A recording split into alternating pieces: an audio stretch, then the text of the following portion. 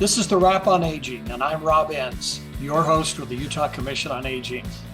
The Wrap on Aging informs and empowers Utah's older adults through research, education, public policy, and connects you to vital services. Today's program is a three-part series on grief and loss. Our guest host is Caroline Glissmeyer, speaking with Dr. Kathy Supiano. I'm Caroline Glissmeyer, and today on our second segment on grief, we are addressing how we can each better support the people in our lives who are grieving. Grieving is a hard experience to know how to navigate, and so is knowing the best way to support someone who's grieving. What should you say to someone who's grieving? And more importantly, what should you not say? What can you do to best support them? And what are the unique challenges that older adults face relating to grieving? And how can we best help them through those? These are the questions and more relating to supporting grieving individuals, specifically older adults, that we will be answering in today's podcast as we speak with Dr. Kathy Supiano. Dr. Kathy Supiano is the director of Caring Connections, which is a hope and comfort in grief program. Caring Connections is the nonprofit grief support program located in the University of Utah College of Nursing. Welcome back, Dr. Supiano, and thanks for joining us again. Thanks, Caroline. So today we are going to be discussing how we can be better at supporting the grievers in our lives. And this is something I'm very excited to hear your thoughts on. So to start out, I just want to ask you if you can first explain kind of the typical process of grief to any of our listeners who haven't experienced very much grief in their lives, so that they can better know how to empathize with the individuals in their lives who are grieving. Good question. So the answer to the natural process of grief is that there actually isn't one. Everyone does this differently. And I think the first thing to jettison is the idea that people proceed in grief in a linear fashion that's nice and tidy. And they go through this stage and then this stage and then this stage. And grief, one of the reasons it's challenging is it's messy. It's emotionally messy and thinking messy. It wreaks havoc with our bodies. And for all the things I told you last time we chatted about how it's normal, it's definitely painful. Everyone does what we call a grief journey that's their own. Now, that's not to say there aren't milestones. And, people will say at the start, I couldn't believe it. I'm just in this state of shock. And shock is normal. It's sort of like a psychological anesthesia. It doesn't last very long for people, except in extenuating circumstances, like if there's a missing body or something like that. But most people, the shock wears off, and actually it wears off around the time the funeral happens. So there's some people who would go through kind of the typical funeral time of a couple weeks after the death. Those families who we go through the receiving line, sometimes we think everybody's got it pulled together, they could still be in that shock phase. But that doesn't last long. And then the reality sets in. And what people have to do, nobody likes it, but what people have to do in loss is they have to adjust to the permanence of the change, the loss. The person has died and never coming back. And you can imagine that's horrible. And then they also have to start slowly building a life without the person who died. And normal grief process is moving back and forth between those two activities in a process that's called oscillation. So the brain can only take so much suffering at a time. And when you're missing someone and you're yearning for them, the brain says, you got to do something else. Think about something else. Now you've got to figure out how to balance a checkbook, or you've got to figure out how to get the lawn mowed, or you got to learn to cook, or, something. And that's also painful. And so the mind moves back and forth, and the body and our emotions and our thoughts move back and forth between those two tasks. And that's exhausting. So people say, I feel like I'm in a whirlwind. I feel like I'm on a roller coaster. And none of that feels like nice, tidy stages. Okay. But when all that activity is happening in ourselves, that means grief is moving. And so all that pain and all that misery and all that loneliness, that's actually normal. And that tells us that the grief is actually doing what it's supposed to do. People are not rare is the person who comes to me and say, I think I'm grieving badly because I have no feelings at all. Most of the time, people are saying it's just overwhelmingly painful. But that's the way we are actually built, because a death changes everything. It changes it permanently. You might read about a death in the paper and you go on in your day thinking, oh man, that's sad. But boy, when that's someone you care deeply about, or if that's a person that you have sort of lingering unsettled issues with, and you can't settle it any longer because it's permanent, that can lead to a lot of turmoil. So I just wanted to say that one of the ways we can help grieving people is to accept that there's turmoil. And when we're with a person with turmoil, we feel uncomfortable. And just to say, I'm just going to bring myself here and I'm going to be a listener, and I'm going to help by being a listener. So that, Carolyn, is the first answer to your question. How can we best help? First of all, shut up. Secondly, show up and listen. And then, so that's the first step. There are other steps, but that would be the first step. So that's how we can help a person who's going through that normal grief, is to recognize that it's turmoil. Okay. Wow. I think that is really profound. Just that idea of shut up, show up, and listen. And I think I'm sure you've experienced doing that a lot with the people that you've interacted with in your experience. See, I get to be on a podcast and talk, so I'm sort of bringing it up. But well, that's exactly what we want. Yeah, and I think if the very best helpers in the world go into a situation, and I'm talking about helping with human issues, not like plumbing issues, but helping with human issues is not looking at people with problems to solve, but instead, and Alan Wolf, a grief therapist, has a beautiful word here, and he calls it companioning. Just being willing to sit and be present with someone and let them be in their pain without trying to cure them or fix them, or all the things that are very American, actually. We just don't like people being icky and messy, and we want to change it, or we recoil and we avoid them. So being willing to be present is the biggest thing of all. Yeah. We don't know how to deal with people's emotions that seem uncomfortable to us. Right. And I think sometimes too, friends feel like it's their job to help their friends feel better. And that's when we can say some hurtful things, because really what they need is not for you to fix their problem, because you can't do that. You can't bring back their spouse who's passed away. Right. All you can do is listen to them. Right. Well, and again, we talked a little bit before about the importance of the story.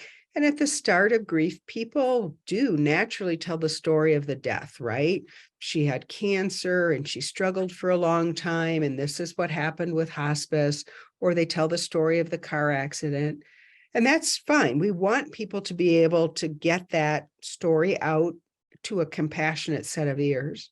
But over time, if you're that good friend, Caroline, like you're trying to be, you're going to notice that then the story switches to the story of the life, and how wonderful this husband was, and how precious this child was, or those sorts of things. And that's actually just helping the griever, instead of saying, we talked about this before, the shoulds. You should be grateful. You should be happy. You should be done with crying by now. And those sorts of things, which are actually hurtful. Yeah, thank you. I think that's very, very insightful and very helpful. And important for each of us that is wanting to help anyone in our lives who is grieving, which is all of us at some point. We're all going to lose people, and we're all going to have friends who lose people. It's just the way of life. Good observation. No one gets away with it, unless no one gets through life without grief, unless they never love anybody, or they're the first person to die. And most people don't want that. So the reality is, you're right. Each of us will grieve. Yeah. And And kind of just building off of what we've been talking about, what do you think are there more beliefs about grief that you think that people have that could be harmful to them and to the grievers that they interact with? Yeah. So I think one of the big myths about grief is if you can get through the first year, you're okay. And a lot of people will tell you that the second year can actually be harder. We do know that anniversaries, the death anniversary, the birthday, the first holidays can be very difficult for people. Those are ones you can kind of see coming. The other things that can be painful are the ones that sneak up on you, like, smelling the cologne that your wife used to wear, or, someone serves you a meal that reminds you of your first night out with your boyfriend or something like that. And so again, bringing a lot of patience to those things can be really helpful. And hurtful is to be dismissive of those things and to say, well, that doesn't make sense. But again, I think one of the things that's important is that most people who are unsupportive of grieving people are not cruel or unkind. They're just kind of clumsy. And that, I think, is challenging for us, because a lot of us just naturally helping people, we're advice givers. And so instead of giving advice, maybe just the question, what would be the best way I could help you? And to paraphrase how preschool teachers talk to preschoolers. My daughter-in-law is a preschool teacher. And so she says, do you want a hug? Do you want a hand, or do you want me to help? And so just this idea of saying, what do you need? Maybe you just need a hug. Maybe you just need a hug, but maybe you need some constructive advice or support, but take the cue from the griever, which is not to be dismissive of casseroles, but Yeah, again, always a casserole is always helpful, but maybe not casserole's the always thing that welcome. yeah. But Yeah. there are other ways that people do need support and help, but they know what they need best. And sometimes people may say, I don't know, ask me again in another 2 weeks, check in with me again. And that is a good way to help check in again. Yeah, checking in, being willing to give people space and being willing to ask people what they need, which I think people feel like that's taboo sometimes, or that's not helpful. You want to be able to, interpret or anticipate people's needs. Or And I don't think that's very, very realistic. yeah, or again, a myth that you should give people what you want, and Yeah. maybe that's not what they want. So one of those myths is it's going to be okay if you can just get through that first year. Another thing, and I think this is really important for us to talk about, is if you have a strong faith, you're going to be fine. Mm. And so I just think it's really important that we not burden people who have faith to think that they're supposed to be okay with the death right away. And so there is this myth that if you have strong faith, your grief's going to be okay. And the counter myth is if you're not okay, you don't have strong faith. And that is very judgmental. If you think about the history of human civilization and all the different faith traditions, the people we tell stories about are the people who struggled. They struggled with these, they wrestled with the hard questions about how could God let this happen to me? And I just think it's very important for us to not burden people with premature spiritual support or burden them with expectations about how faithful people are supposed to grieve. Wow. So those, Yeah. I think, are the two big ones. The illusion of time is going to heal it. And, we need time, but time alone doesn't heal. You need other things to heal in addition to time. And just this idea that if your grief is going on, there must be something wrong with you. You're not smart enough. You're not strong enough. You're not resilient enough. You're not faithful enough. When the reality is you've had a devastating loss and we can't just tell you to snap out of it. Yeah, it might even be the opposite. If you're not responding in a way that's emotional, that might be a little even little more surprising, right? And Yeah. seem a little more Well, um it's worth talking about, let's just say. yeah, Can't diagnose it, but it's worth exploring with someone. for sure. For sure. So do you have any like other recommendations of some of the best ways that people can help other people who are grieving? And also, even maybe more importantly, what people should not do or not say, just going off of what we've been talking about, are there other things that Yeah. you want to make sure we cover? Yeah, so I think there's, we all have different ways that we interact with grieving people, and businesses tend to say, you've got your 3 bereavement days. I expect you to be back to work and functioning like before. And that's the quickest way to lose an employee, Yeah, I would just amen. say. And so we want to give people, and I use this word with intention, we want to give people grace, right? And if that means that if you're the employer, that you give that person time to go out in the car and compose themselves, or, you are gracious when they might cry during a meeting, then you just accept that. And you say, I'm your boss, I'm not your therapist, but if you want to just talk a little bit about how you're doing, I can do that, or I can help you find someone who can do that. That would be grace-filled. Now, then we have the other end of the continuum where a death happens in a tight-knit family. And let's just imagine that this is a family that they really love each other. We would call that a healthy family, right? Wally and the Beef. Okay. I hope that's a reference you got. I don't know if I know exactly what that means, Okay. but I'll No, it's from Leave It to Beaver, the leave it to Beaver. happy family. Okay. Okay, Or the okay. Brady The Bunch. Brady Oh, Bunch. good. I'm with you there. I'm with you All right. there. So just this idea that there's this family, and let's just say they all love each other. Well, now let's say the mother dies. Well, in that family now, of course, the dad, the husband is grieving, and all the kids are grieving, and perhaps the grandchildren and the siblings, right? And so even in that family, everyone's grieving that death very differently. And frankly, no matter how much they love each other, they may be the people who are actually at that moment least able to help each other, because each one of them is also suffering. So one of the things we want to do is say, yep, you're a wonderful, loving and close family, but you need your community. So that could be your church community, that could be your neighborhood, that could be mom's friends or dad's friends or things like that. And so, grief is a heavy lift, and it's instead of saying, oh, they're such a strong family, they've got it all pulled together, that may be the family that's really suffering deeply. And so we do want to, as a caring community, check in with them and just not make the assumption that they're fine. But I would say the worst thing you could say to a grieving person is, you're strong, you'll get through it. And it's like we penalize people for being capable. And so I think that's also something to just jettison. We can say, like if I was your friend and chatting with you, I might say something like, well, last week you were really struggling this way, but Caroline, now I see that you were able to go to the park and sit on the bench and watch the birds.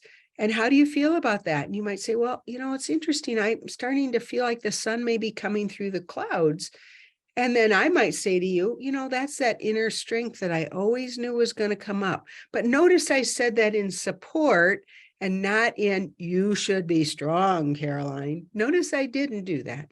And so the nice thing that those support people who are just one little step away is we can point out those little glimmers of growth and comfort and change without making those very things be burdensome on people. Oh, I had a good day, that means I have to have a good day tomorrow. No, it could mean that tomorrow is going to be really hard. But I want you to remember you had this day where you could sit on the park bench and look at the birds. So again, you see me circling around. The biggest source of help is actually presence, bringing ourselves and not saying, oh, I can't talk with her because what if she starts crying? That's not a hurtful thing. That's just a clumsy thing. to instead say, I can sit with her. And if she cries, well, I'm the one who remembered the Kleenex. And just, if I don't have to solve this, I don't have to say, stop crying. All I can say is, here, blow your nose. I'm sitting here with you. And that's fine. So what people really want is presence. That doesn't mean they want everybody. And it doesn't mean they want that person all the time, but just somebody to check in and someone to say, I think I've got the date right, but isn't this the day of your son's birthday? Just sending you a text, wanting you to know I'm thinking of you. That is amazingly helpful. So sometimes less is more, but nothing is nothing. Yeah, and nothing is sending a message, right? Right. If you don't do anything to show up, that's worse, I think, than even showing up in a way that, maybe it's something that's hard for people to navigate at first, but just being present and just being able to listen. Yeah. One of my favorite stories of stealth support that I was involved with a group of friends is a friend who she and her husband were in a car accident and he died. And in the fall, and she was still in the hospital, and we snuck into her yard and planted daffodils. And so in the spring, 6 months later, she had daffodils. She had no idea where they came from. Oh, And it was just this little group of friends that just were sneaky and just felt that that would be something she would need in the future. wow. So, that's such a good example. well, and just, it just doesn't have to be big. And then to say the honest expression, I don't know what to say. I don't know what to say. This is horrible. You shouldn't have had to go through this, but I have no magic words. And you look at my office in the background, you'll notice I have no magic wand. So there's no magic wand and there's no magic words. There's no magic answer to fixing people's problems, because at the end of the day, that's not what we're doing with our friends who are grieving. It's not our job to solve people's grief. It would almost be like assaulting them, really.